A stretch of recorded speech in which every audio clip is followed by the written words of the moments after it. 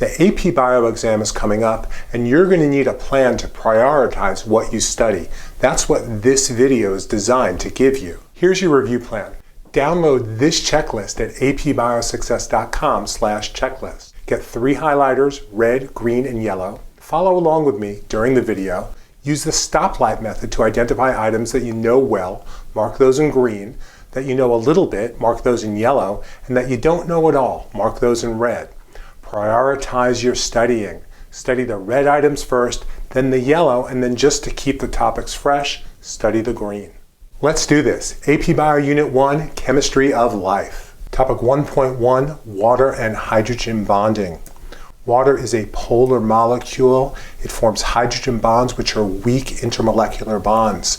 Because of water's polarity and hydrogen bonding, water acts as the universal solvent, and water's key properties include cohesion, adhesion, surface tension, high specific heat.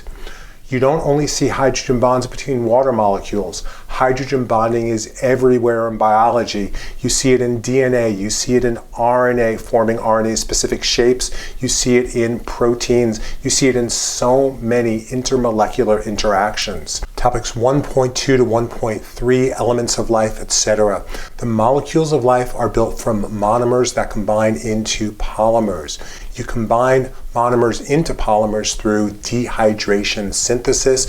You take polymers apart through hydrolysis. Carbohydrates are used for energy storage and they create key structures. That includes monosaccharides, which are used for energy storage, disaccharides for energy transport, and polysaccharides, which can store energy like starch or make structures like cellulose, which makes up cell walls. Lipids are nonpolar. Their key unit is the fatty acid. They can be saturated or unsaturated. Saturated fatty acids are more solid. Unsaturated fatty acids, which have bends and kinks, are more liquid.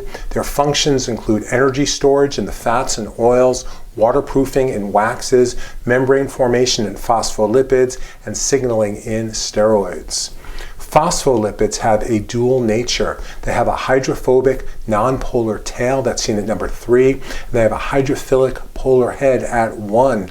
When mixed with water, the heads bond with water while the tails form a water-free zone. This creates a phospholipid bilayer, which is the basis of membranes. We'll talk about this much more in Unit 2. Proteins have diverse functions that includes motion, as in muscle tissue, enzymes. Proteins also build structures. They're used for transport, they're used for energy storage, and for signaling. Proteins are composed of amino acids. That's their monomer. They have an amino group, a carboxyl group, and most importantly, they have an R group, a side chain that can vary in chemistry. You put those amino acids together through 4 levels of structure, and that includes primary structure, the linked genetically determined sequence of amino acids, the alpha helices and the beta pleated sheets that form between interactions between amino acids in the polypeptide backbone. Then you have the complex turns and loops that form as R groups interact with one another through a variety of bonds that might include hydrogen bonds and covalent bonds, as well as hydrophobic interactions and ionic bonds. And then you have the aggregation of multiple polypeptide chains forming quaternary structure. Nucleic acids are the molecules of heredity, especially DNA, which plays that role in cells. RNA can be the hereditary material in some viruses, but it's more important as an information transfer molecule, as in messenger RNA. And RNA can catalyze reactions, sort of like enzymes. And you see that in ribosomes, spliceosomes, and microRNAs. And the ability of RNA to do that will come back later when we talk about the origin of life in Unit 7. Nucleic acid monomers are nucleotides, and that consists of a 5-carbon sugar, a nitrogenous base, and a phosphate group. The nucleotides that make up DNA and RNA are subtly different. There's a different sugar, deoxyribose versus ribose in RNA, and the bases are different, ATCG in DNA, AUCG in RNA. In terms of DNA structure, know that DNA is famously double-stranded. That's why it's the double helix. It has 2 sugar-phosphate backbones, sugar-phosphate, sugar-phosphate. The base pairing rules for DNA are adenine bonds with thymine and cytosine bonds with guanine, and it has an anti-parallel structure. Anti-parallel is like this. Note that in one strand, this is the 5' end, this is the 3' end. In the other strand, this is 5' and this is 3'. Are you struggling with AP Bio? Learn-biology.com is an online interactive learning system that's been approved by the College Board. For every topic that you want to learn about, you'll watch an engaging video, study a clear to the point summary, reinforce your learning with flashcards, and test yourself with quizzes. When it's time to study for the AP Bio exam, go to our AP Bio exam review page where you can access our incredible study resources. You'll walk into every quiz, test, and the AP Bio exam feeling confident and prepared. Here's your plan. 1. Go to learn-biology.com. 2. Sign up. 3. Start learning and prepare to crush it in your AP Bio class and on the AP Bio exam. Unit 2, Cell Structure and Function. Know the difference between prokaryotic and eukaryotic cells in terms of size, structure, and the way they package their DNA. AP Biology is a cell biology class, and while you might not be asked specific questions on the AP exam about specific organelles, you will need to know the overall geography of cells, know the parts on this slide that relates to animal cells. Many of those parts are also found on plant cells, and I've highlighted the parts that are different in plant cells in bold on this diagram. Topic 2.3 is cell size, and the key idea is that cells are small to maximize their surface area to volume ratio. As objects get bigger, the amount of surface area they have relative to their volume goes down. That's why cells need to be small, so they can have lots of surface area to allow for lots of diffusion. There are many adaptations that relate to surface area. Structures like gills, or the big flat ears of elephants, or the inner folding of the mitochondrial membrane, or the lining of the intestine, that's all about increasing surface area to allow for increased amounts of diffusion, either of molecules or, in the case of elephant ears, of heat. Things can also evolve so that there's less surface area. That's why whales have evolved to be so big, because with less surface area in their huge bodies, they lose less heat, which is an important consideration for a mammal. Topics 2.4 to 2.9, membrane structure and function. We'll start with membrane function. It's all about selective permeability, controlling what can enter and leave the cell. Phospholipids form the framework, but because we already talked about that in Unit 1, you can go back and look at that. The overall structure is a fluid mosaic model. And what that means is that there's not only phospholipids, there's also protein and cholesterol, and they're all moving around. The membrane molecules and their functions include the phospholipids, which form the framework of the membrane, cholesterol, which acts as a fluidity buffer. What that means is that it keeps the membrane stable at high temperatures and fluid at low temperatures, and proteins, which are involved in transport, cytoskeleton attachment, membrane-embedded enzymes, signal transduction, and cell-cell recognition. Membrane transport. A lot of things go through cells just based on diffusion, movement of molecules from higher to lower concentration. It happens spontaneously. The cell doesn't need to exert energy for diffusion to happen, and molecules flow down their concentration gradients. In passive transport, the cell is allowing diffusion. It's passive about what it's letting come in. But there's simple diffusion and facilitated diffusion. Simple diffusion is for small, non-polar molecules, oxygen, carbon dioxide, but also for the lipids, which can diffuse directly through the phospholipid bilayer. That includes steroids and fats. Polar molecules and ions can't diffuse through the phospholipid bilayer, so they need channels. The channels are made of protein, and they facilitate these molecules' passage. That's why it's facilitated diffusion. Again, it's for polar molecules and ions. Not everything, however, can get into cells by diffusion. Sometimes cells need to take things that are in low concentration and actively pump them in. That's called active transport. Active transport requires energy in the form of ATP, which gets broken down to ADP, to power some kind of pump. Instead of flowing down a concentration gradient in active transport, molecules are being pumped up a concentration gradient. You can also have things move into cells by bulk transport. The two forms are endocytosis, where the membrane buckles in, takes the fluid and materials that are outside and brings it into a vesicle inside the cell, or exocytosis, which is the reverse. Those vesicles fuse with the membrane, dumping their contents outside. Osmosis is the diffusion of water. Just like everything else, water will flow down a concentration gradient from higher to lower concentration. That's what you see happening over here.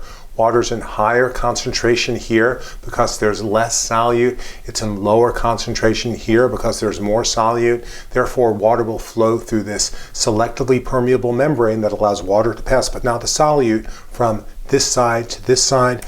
Another way to say that is that water will flow from hypotonic to hypertonic. You'll need to be able to predict the effect of osmosis on plant and animal cells, explaining things like what kind of environment would cause this plant cell's membrane to shrink away from its wall. What's the favorite environment for a plant cell? It happens to be a hypotonic environment because that's where water flows into cells.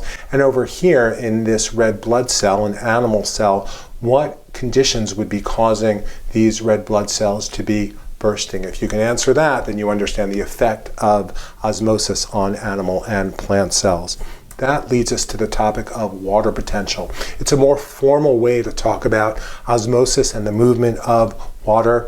It has an equation: water potential equals solute potential plus pressure potential. And the idea is that adding solute to water decreases its water potential. In this device called a U-tube, no kidding, the water is flowing from the hypotonic side to the hypertonic side because this has more solute. But another way you can say that is that the addition of solute lowered the water potential, so therefore water is flowing from higher water potential to lower water potential. If you add pressure, then you'll note that pressure increases water potential and water will flow away from an area of high pressure. Topics 2.10 through 11, cellular compartmentalization. Cellular compartmentalization is exactly what it sounds like. Cells have internal compartments that can have special pH, special chemistry, and that allows for different parts to do different things. That in and of itself explains a lot of cell structure and function, in particular the endomembrane system, which consists of things like the nuclear membrane, the rough ER, the smooth ER, various vesicles, the Golgi, and lysosomes. Two compartments that are not part of the endomembrane system are mitochondria and chloroplasts. That's because they're endosymbionts. They're the descendants of organisms that were once independent that now live inside our cells. Kind of a mind-blowing idea. Both of these organelles evolved from free-living bacteria. The evidence for that is abundant. Each of them has their own circular DNA. They replicate through binary fission. Those are both features that are found in bacteria. They have bacteria-like ribosomes, and they perform protein synthesis. They have two membranes, and the outer membrane is a vestige of the fact that they were at one point taken up by another cell. If you want to crush it on this year's AP Bio exam, then you're going to have to write great responses on the FRQ portion of the exam. It's half of your score. Where can you learn how to do that? On learn-biology.com with our enhanced practice FRQs. You read a prompt, you type in your response. We give you feedback telling you about your answer's strengths and weaknesses. If you need help, you can ask for a hint. If you're really stuck, you can study a sample answer. We have dozens of practice FRQs, and this is the kind of practice and feedback that'll lead you to crush it on this year's AP Bio exam. So here's your plan. Go to learn-biology.com, sign up, use our enhanced practice FRQs to get the practice you need to succeed. AP Bio Unit 3, Cellular Energetics. Enzymes are protein catalysts. They lower the activation energy of reactions that occur within cells. Enzymes are highly specific. They bind with their substrates at an active site, and generally every enzyme has a specific substrate. Enzymes are sensitive to changes in their environment. They can be denatured by changes in pH or temperature. What does denaturing mean? It means that the shape of their active site changes so that they can no longer interact with their substrate, and that causes the activity of the enzyme to plummet. Enzymes can also be inhibited by molecules that are in their environment. In competitive inhibition, a molecule that is not the enzyme substrate competes with the substrate for the active site. That keeps the enzyme from catalyzing whatever reaction it was going to catalyze with its substrate. In non-competitive inhibition, there's an allosteric site, a second site that another molecule binds with. It's not competing for the active site, but because of the way proteins are and because of the chains of amino acids and how those amino acids interact with one another, binding over here can change the active site over here. Similar processes can be used for regulation, and we'll see that there's a kind of regulation that's called allosteric regulation that can be used to modulate the activity of enzymes. Topic 3.4, cell energy. A lot of what you learn about in Unit 3 are metabolic pathways. Metabolic pathways are linked series of reactions, all controlled by enzymes, where the product of one reaction becomes the reactant for the next reaction. So here's the product and it's the reactant for the next. These metabolic pathways can be linear, like glycolysis, or it can be cyclical, like the Krebs cycle or the Calvin cycle. And in that case, the ending compound is also the starting compound. Reactions can be exergonic or endergonic. Exergonic reactions release energy and therefore can drive cellular work. Endergonic reactions require energy. Reactions are often coupled through ATP. ATP consists of a 5-carbon sugar called ribose. It consists of a nitrogenous base and 3 phosphate groups. ATP, without these 2 phosphates over here, is adenine, one of the monomers of RNA. Here's how it works in terms of energy coupling. Energy in from a process like cellular respiration powers the creation of ATP from ADP and phosphate. That is an endergonic reaction that requires energy. ATP can be broken down to ADP and phosphate, and as it does, energy is made available for cellular work. So in this case, an exergonic reaction can power endergonic processes. Every time you move your arm, you're hydrolyzing ATP, you're removing this 3rd phosphate, and that's making movement possible. Topic 3.5, photosynthesis. Photosynthesis is a process in which photoautotrophs, self-feeders using light, use light energy to combine carbon dioxide and water to create carbohydrates. Oxygen is released as a waste product.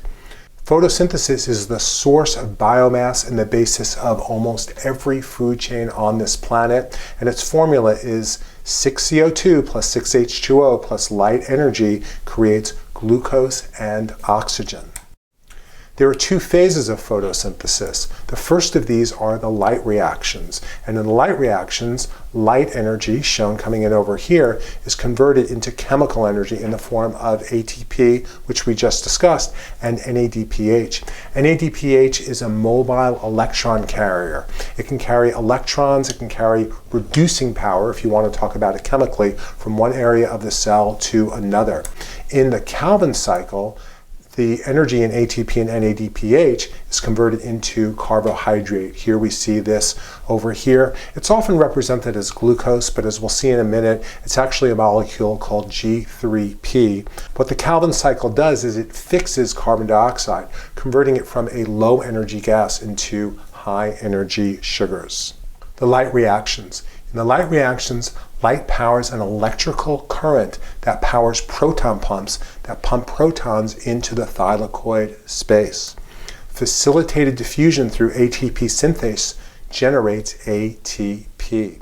This is a photosystem over here. It's a very complex assemblage of proteins that's packed with chlorophylls. It's capable of taking light energy and making it into this flow of electricity that flows down an electron transport chain. On the way, it passes through these proton pumps that pump protons from the stroma into the thylakoid space. Stroma, thylakoid space, stroma, thylakoid space. The protons accumulate here and they can only diffuse out through the ATP synthase channel. At the same time, when these chlorophylls lose an electron, another part of this photosystem breaks apart a water molecule. That's the source of the oxygen released during the light reactions, and it also creates additional protons that enhance this gradient, so more ATP is produced. What about the second product of the light reactions? Electron flow from this photosystem to another electron transport chain flows to NADP+, which gets reduced to NADPH. That's how we get the two products of the light reaction. In the Calvin cycle, there are three distinct phases that enable carbon dioxide to be converted into G3P, glyceraldehyde 3-phosphate. The first phase is carbon fixation. Carbon dioxide gets pulled into the cycle and incorporated into originally a 6-carbon compound, which then gets broken into this 3-carbon compound over here. That's the carbon fixation phase. Carbon's entering the biosphere, it's entering the system. Now there's energy investment. The products of the light reactions, ATP and NADPH, are used to energize this compound, and we wind up with G3P. That G3P can be harvested from the cycle and made into sugars or anything else the cell needs. In the last phase, that G3P, a 3-carbon molecule, is combined and changed in various ways so that we wind up with a bunch of RUBP, a 5-carbon molecule, and more ATP is required to make that happen. That's the Calvin cycle. That's how the carbon in U originally got into the biosphere. Topic 3.6, cellular respiration. Cellular respiration is how cells take glucose and convert it ultimately into ATP. Note that animals just do cellular respiration, but plants do both cellular respiration and photosynthesis. Cellular respiration comes in 4 stages or phases. Those are glycolysis, the link reaction, the Krebs cycle, and the electron transport chain. You should know the inputs and the outputs for glycolysis, the link reaction, and the Krebs cycle, but you don't need to know all of the stuff that goes on in the inside. And to step back a little bit, note that all of these reactions are doing similar things, which is that they're oxidizing food. Here's glucose, it's food. They're oxidizing it, they're taking away its electrons, and they're creating these mobile electron carriers. In cellular respiration, they're NADH and FADH2. Remember, we had NADPH in photosynthesis. Glycolysis and the Krebs cycle also make a little bit of ATP. However, most of the ATP in cellular respiration is created through oxidative phosphorylation and the electron transport chain, which you see happening here, wondrously complex. These electron carriers, what they do is they power an electrical current that flows through an electron transport chain in the inner mitochondrial membrane. Along the way, that electron energy is used to pump protons from the matrix to the intermembrane space in the same way as there was proton accumulation during photosynthesis that happens during cellular respiration. The sequestered compartment is the intermembrane space. These protons can only diffuse out through the ATP synthase channel. As they do, their kinetic energy is used to combine ADP and phosphate into ATP. That's how cellular respiration makes ATP. Why do we need oxygen? Because oxygen is the final electron acceptor in the electron transport chain, essentially pulling electrons down the entire length of the chain. Respiration can also happen without oxygen. That's anaerobic respiration, and it creates much less ATP. No oxygen required. It generates only 2 ATPs, both from glycolysis, and it's combined with fermentation. And fermentation is a process that regenerates NAD+.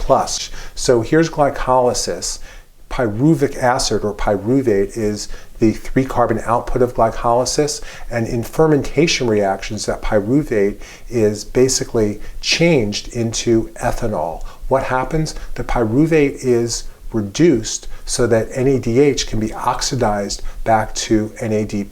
Why? Because NAD+ is one of the substrates of glycolysis, and glycolysis can't produce its 2 ATPs unless NAD+ is around.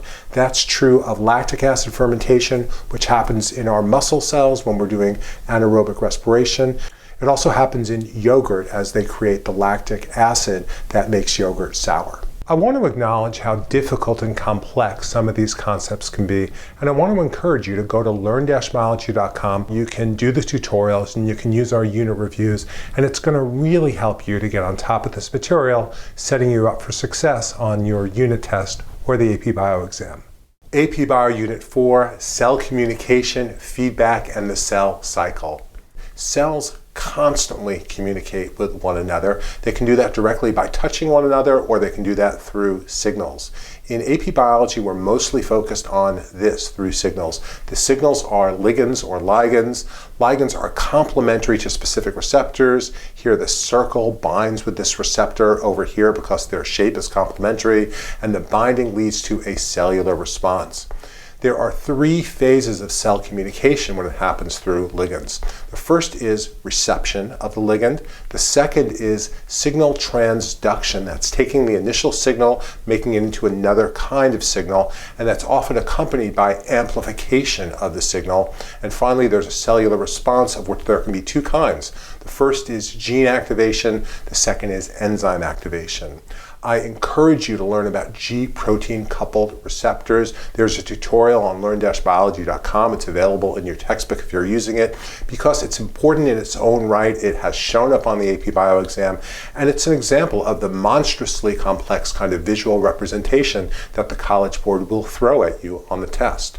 Steroid hormones work somewhat differently than the polar hormones that I've demonstrated in the previous slides. The reason is that because they're steroids, they can diffuse right through the phospholipid bilayer. Once they're in there, they bind with cytoplasmic receptors.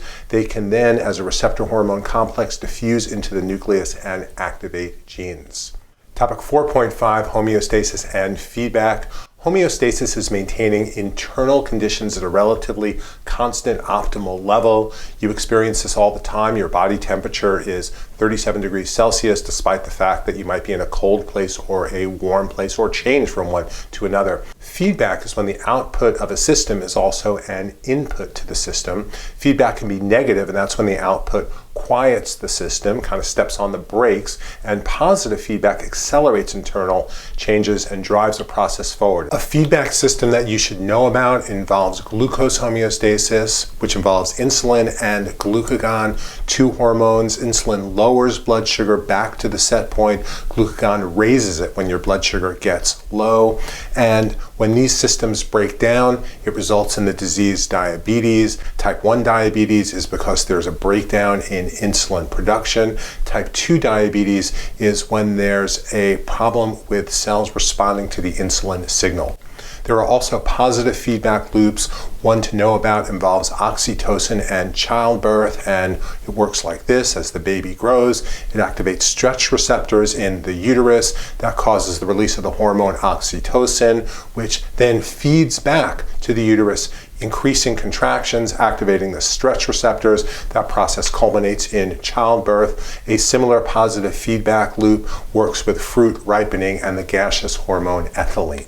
Topic 4.6 to 4.7, the cell cycle. This includes the phases of mitosis, which you can remember by the mnemonic, I put my apple there, Charlie, for interphase, prophase, metaphase, anaphase, telophase, cytokinesis. Remember that most of mitosis, everything after interphase, is all just a sliver of the process. Most of the cell cycle is interphase, which can be divided into growth 1, general growth, synthesis of DNA, and then growth 2, which is preparation for the M phase. Cells can also enter into this G0 phase when they become highly specialized, essentially leaving the cell cycle. The process is regulated by various checkpoints where the cell checks for various conditions along the way. If those conditions are met, the cell proceeds through the cell cycle. If they're not, these checkpoints enable the cell to pause. The cell cycle is regulated both externally and internally. Externally by signals coming from outside the cell.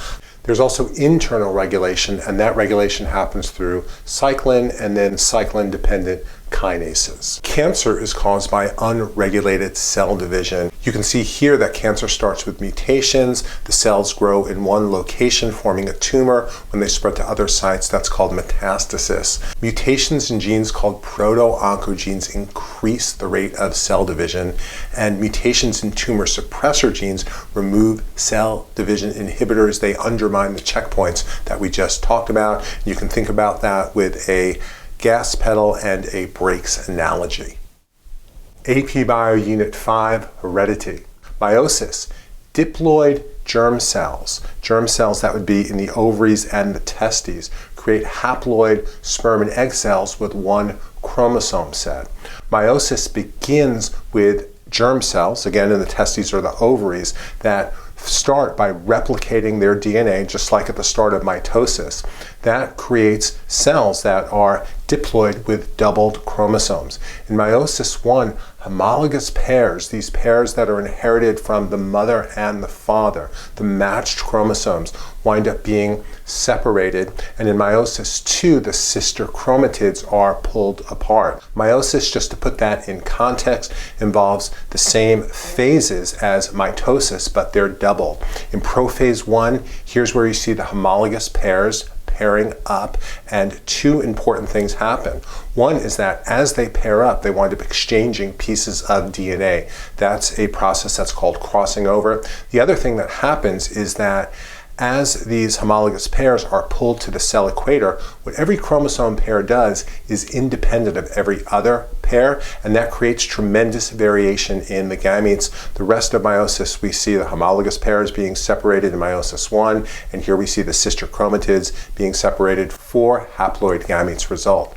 Meiosis and sexual reproduction generate diversity in 3 ways. The first is independent assortment. It's how these maternal and paternal homologous chromosomes can be sent to the next generation independently of one another, leading to many combinations of chromosomes. The second is crossing over and genetic recombination. Finally, during fertilization, a gamete from the father winds up fertilizing the gamete from the mother. That combines the genomes of 2 individuals, creating even more variation. That's distinct from mitosis, in which the daughter cells are clones of the parent cell. Once we understand meiosis, we can look at sex determination in mammals and birds. In mammals, there's an XXXY sex determination system. In birds, there's a ZWZZ sex determination system. Not all animals have chromosome determination of sex. For example, in various kinds of reptiles, the temperature at which an embryo develops determines whether that embryo will be male or female. And in bees and wasps and several other insects, the males are haploid, every cell in their body is haploid, and the females are diploid. Once we understand meiosis, we can also look at what happens when the process does not proceed correctly. One major disorder is called non-disjunction, and that's when either homologous pairs don't separate correctly or sister chromatids don't separate. After fertilization, that can have a variety of consequences, one of which is a trisomy, where one of the chromosomes, instead of a homologous pair, will have 3 chromosomes. That's the cause of Down syndrome. Or there can be a monosomy, where instead of a homologous pair, there's 1 chromosome. I believe that's only survivable in the sex chromosomes, the XX chromosome in mammals, and that causes a condition called Turner syndrome. Topics 5.3 to 5.5, genetics. What is a gene? It's the basic unit of heredity passed from parent to offspring. It determines a trait. Seen from the viewpoint of molecular genetics, our next topic, it's a sequence of nucleotides that codes for RNA or protein. Genetics key concepts. You should know Mendel's principle of segregation of alleles, the difference between homozygous and heterozygous, dominant and recessive, genotype and phenotype. Monohybrid crosses you should easily be able to handle. That's a cross between 2 heterozygotes, and you can expect a 3-to-1 ratio in terms of the phenotype and a 1-to-2-to-1 ratio in terms of the genotype. Sex-linked genes involve genes that are on the X chromosome, so they're not passed on by the father, they're passed on by the mother, who has the allele on one of her or both of her X chromosomes. Males can't be heterozygous. They either have the allele or they don't. Everything we've talked about so far has involved one gene going from parents to offspring. What if there are two gene pairs, as with this parental genotype over here?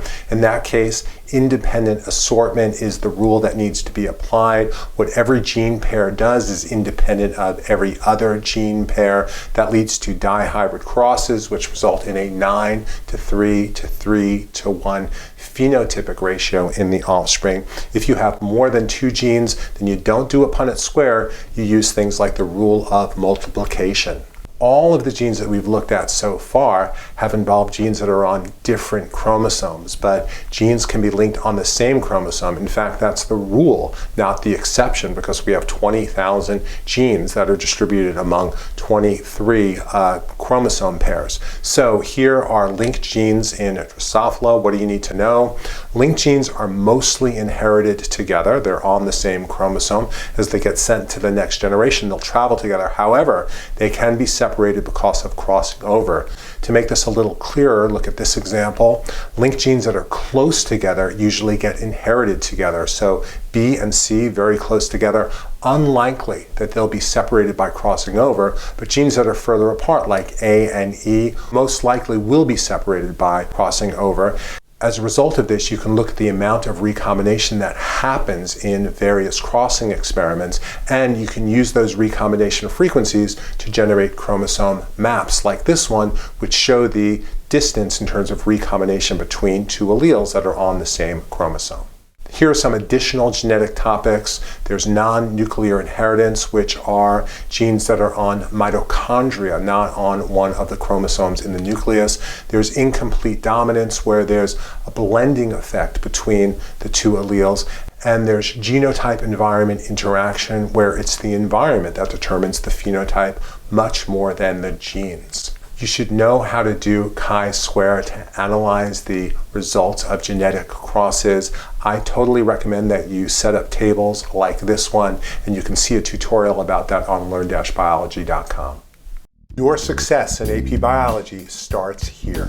Are you struggling with AP Bio? With learn-biology.com, students get the skills and confidence to be a top student and earn 4s and 5s on the AP Bio exam, guaranteed. Go to learn-biology.com to find out how you can master your biology course and crush the AP Bio exam.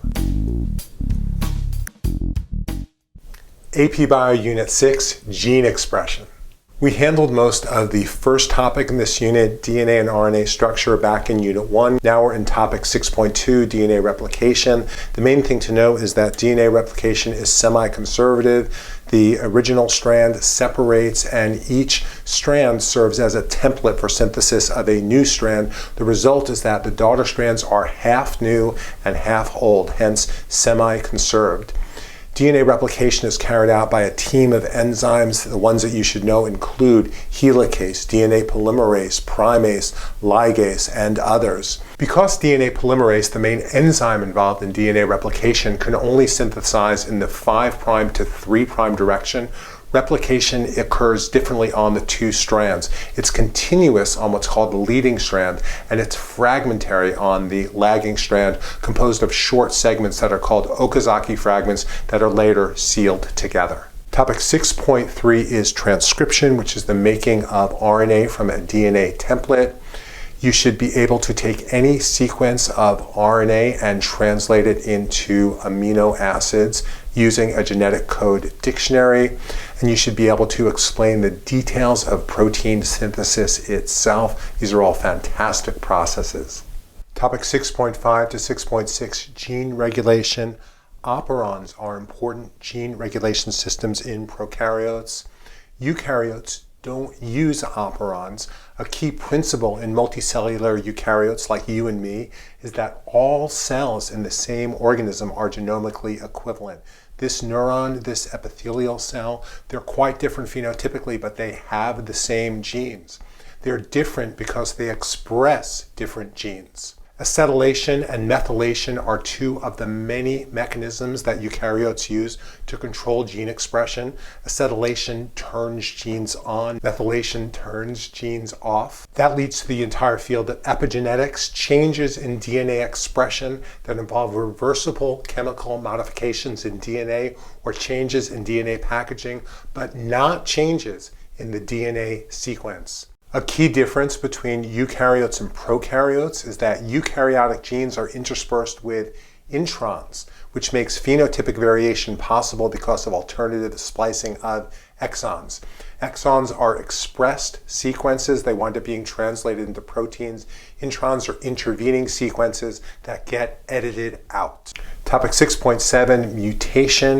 We'll start with point mutations, which are changes where one nucleotide changes to another. They can have a variety of effects ranging from nothing because there's redundancy in the genetic code to nonsense where a stop codon gets inserted to missense where we change the amino acid. Frameshift mutations are another kind of point mutation, but instead of a substitution, frameshift mutations change the reading frame, so they have more extensive effects.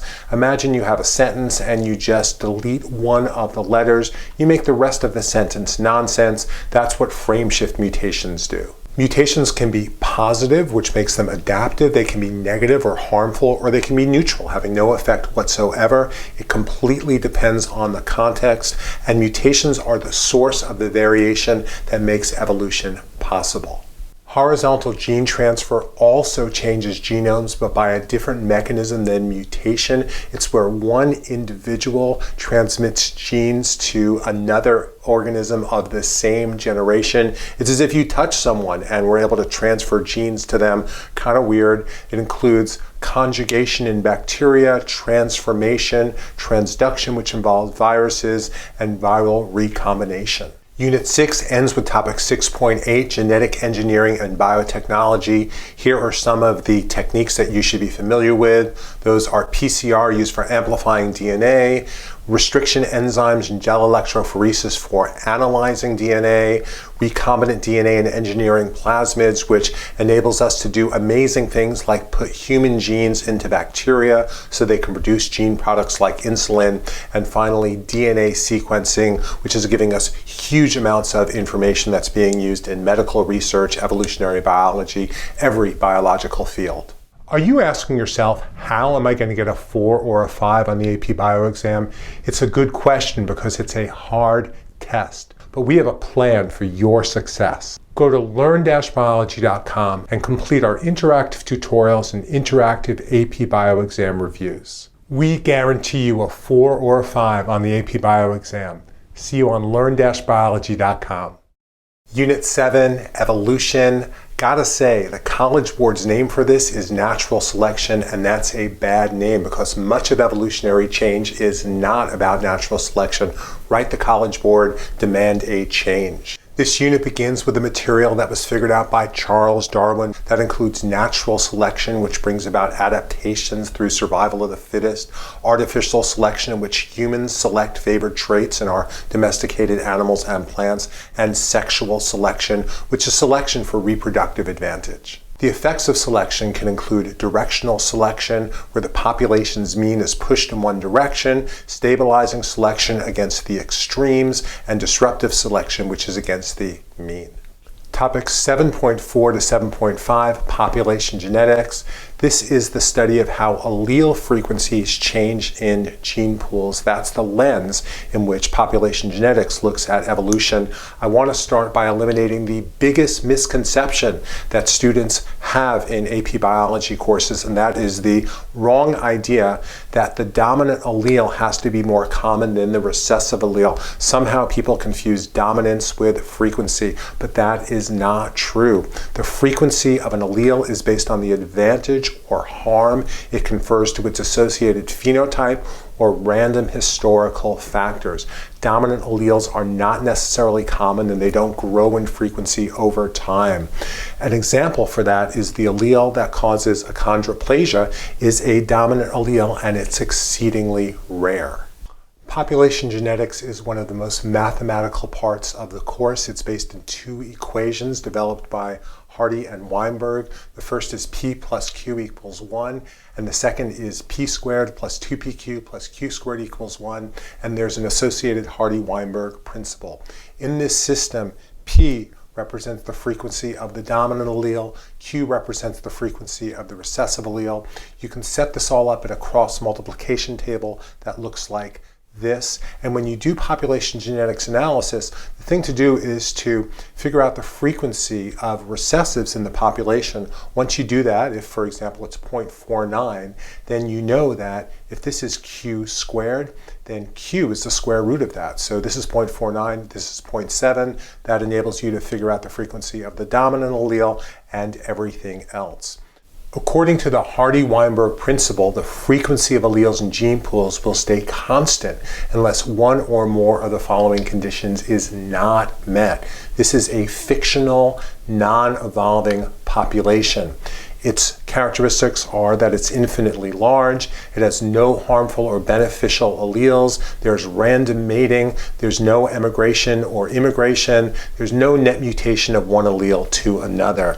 This enables us to identify the factors that cause evolution. These are genetic drift, random change in small populations that's caused by things like population bottlenecks or the founder effect, natural selection. Some alleles are harmful, some alleles are beneficial. Sexual selection, some phenotypes are more attractive than others. Gene flow, where genes move from one population to another, or directional mutation, where one allele mutates into another. These are all the factors that cause evolution.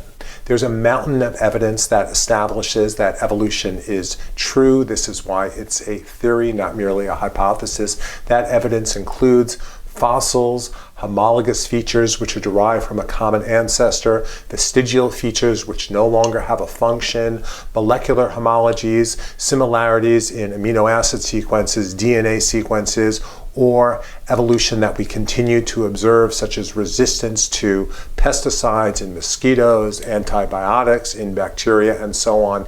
These are all evidence that descent with modification has occurred and is occurring. Phylogeny is evolutionary history, but as an AP Bio student, you mostly have to grapple with it in terms of these wonderful branching diagrams that show evolution in process. The key concepts include the concept of a clade, a group of organisms that is derived from a common ancestor. Other concepts include nodes, shared derived features, very important, ancestral features, outgroups, and molecular clocks. Topics 7.10 to 7.12, speciation, variation, and extinction. We begin with the biological species concept, the idea that a species is a group of organisms that can naturally interbreed to produce fertile offspring. A mallard and a pintail are both ducks, but they're different species because they don't interbreed. Why not? Because of reproductive isolating mechanisms. Those can be prezygotic barriers that keep a zygote from forming. For example, the markings on this male mallard might make him unattractive to the female pintail, which would make her uninterested in mating with him. That's a behavioral barrier. There are also post-zygotic barriers where if some confusion arose and these two did mate, then the zygote might not be able to develop, or if it did develop, it wouldn't be fertile. There are two kinds of speciation to know about. There's allopatric speciation, which involves a kind of geographic barrier. Here that's represented as a kind of mountain, but it could just as easily be a river or a canyon, where there's differentiation on each side of the barrier, and ultimately the two subpopulations become so different they can no longer interbreed. Sympatric speciation happens without a barrier. There's a variety of mechanisms that can lead to it. One to know about is chromosomal changes that happen particularly in plants, where there's a doubling of chromosomes caused by an error in meiosis, and that leads to single generation speciation. Mass extinctions are events usually caused by geological or even astronomical factors that cause a mass die-off of huge numbers of species all at one time. 5 have been identified within Earth history. This one over here, 65 million years ago or so, is the one that killed off the dinosaurs caused by an impact of an asteroid. A key thing to know is that these mass extinctions cause vast decreases in biodiversity. Look at all this diversity here in this phylogenetic tree, and then it's cut down to just 2 clades that make it through. But then there's subsequent adaptive radiation and reestablishment of biodiversity. Topic 7.13 is the origin of life. The key question is, how did life naturally emerge in the absence of life? After the Earth became habitable, geological processes, chemical processes, led to the abiotic synthesis of monomers, things like amino acids and monosaccharides and nucleotides. There must have been some process that led those monomers to then be formed into polymers, RNA, nucleic acids, proteins, so on and so forth. That has to happen in the absence of life, and that's complicated because that process happens through enzymes now. How does it happen without enzymes? Some kind of geological process at a hydrothermal event, something like that. Eventually, these polymers become encapsulated within a membrane that forms a kind of protocell, and eventually that protocell becomes something that can reproduce itself, and we have the last universal ancestor of all life, last universal common ancestor, Luca, and that gives rise to the 3 domains of life. The Miller-Urey experiment performed in the 1950s is the prototype for successful abiotic synthesis of amino acids in a simulated early Earth environment. This apparatus resulted in the production of amino acids. This has become the model for many subsequent experiments that have produced other monomers, more complex substances, but these experiments are still a long way from generating life in a test tube. A key concept to know about related to the origin of life is the RNA world and Luca. And the idea is that RNA was probably the first genetic molecule. Why? Because unlike DNA, which is purely informational, RNA is also catalytic. It can also act as an enzyme and catalyze reactions. So the scenario is something like this. There are the inorganic precursors, carbon dioxide, methane, other molecules that combine to form RNA monomers. Those become combined to form RNA polymers, which wind up folding into complex shapes that have catalytic ability. Eventually you have self-replication of RNAs, and those RNAs that are self-replicating become encapsulated in protocells. Eventually we have the last universal common ancestor, and if you can go through this diagram and identify all the numbers, then you're doing pretty well on your march to AP Bio success. I'm Mr. W from learn-biology.com, where we believe that interaction and feedback is what leads to deep, substantial learning. We're so sure of that we provide a money-back guarantee that comes with your subscription. AP Bio Unit 8, Ecology. Topic 8.1, responses to the environment. Unlike every other topic in the AP Bio curriculum, this one is very hard to give you guidance about because the College Board's description of this topic is extremely vague.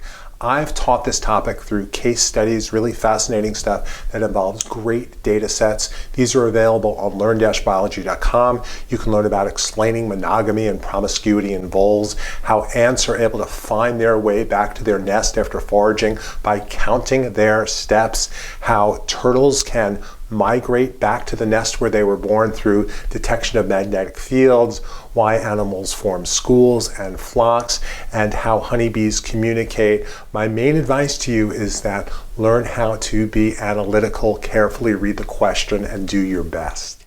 Topic 8.2 is about energy flow in individual organisms and entire ecosystems. The topics covered include metabolic rate and size and the relationship between the two, why animals like shrews have such a higher metabolic rate than large animals like elephants, the flow of energy through food webs, including the concept of a trophic or a feeding level, the idea of the pyramid of energy and how only 10% of the energy gets passed from trophic level to trophic level, for example, from producers to primary consumers, and then other ecological pyramids, not limited to, but including the pyramid of numbers. Topics 8.3 and 8.4 are about population growth. That includes the exponential growth model and the logistic model, which includes the idea of carrying capacity. Some key concepts are biotic potential, how fast a population is capable of growing, and limiting factors, things that keep a population at or below its carrying capacity, and those can be density dependent or density independent. Topic 8.5 is species interactions. You should know all of the interactions that are in this chart. You should know their definition, and you should know what the effect is on the two interacting species, whether it's positive, negative, or neutral. That's usually represented with a minus sign, a 0, or a plus sign.